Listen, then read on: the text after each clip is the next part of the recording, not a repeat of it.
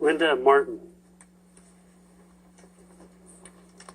We will be timing everybody, and we're going to be real strict about holding you to that 3 minutes. So there's a clock over there to their side. I'm sorry we don't have one up here in the front. Let me know when you want me to start.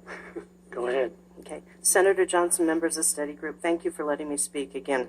Let's boil this down. When you have one law for one group of people and another law for a different group, you get a fundamental breakdown in responsibility, accountability, and equality.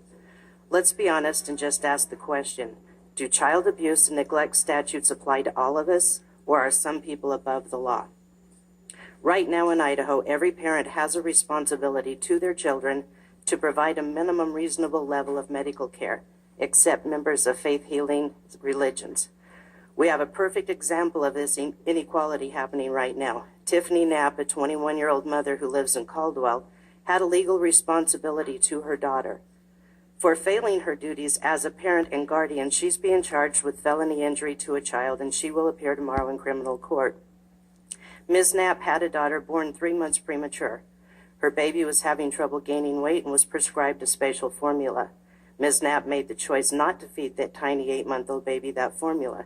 Instead, she fed the girl Kool-Aid and whole milk diluted with water.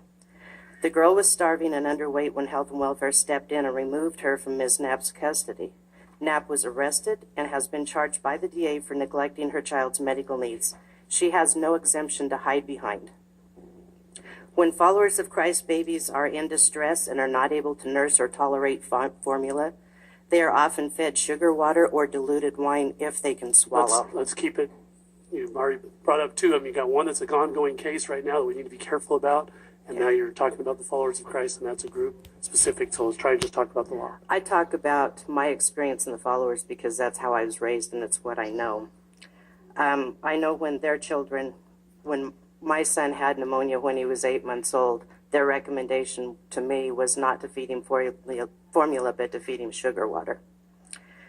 The coroner's reports on many of the followers of Christ's death list the religion front and center, like it explains everything and validates inaction of police and coroners. Other neglect cases don't cite the parent's religion because faith shouldn't be relevant to an investigation of child abuse. There's no difference between a faith death and a death from criminal neglect except that Idaho grants spatial treatment to faith healing parents. A child isn't any less dead because someone believes their soul is saved. But Idaho refuses to hold all parents accountable and refuses to apply the law equally to all people. Some lawmakers say they don't want to criminalize parents' beliefs, but removing the shields and exemptions does not criminalize anything that isn't already a crime. Removing the exemption says nobody is above the law. Thank you. You did just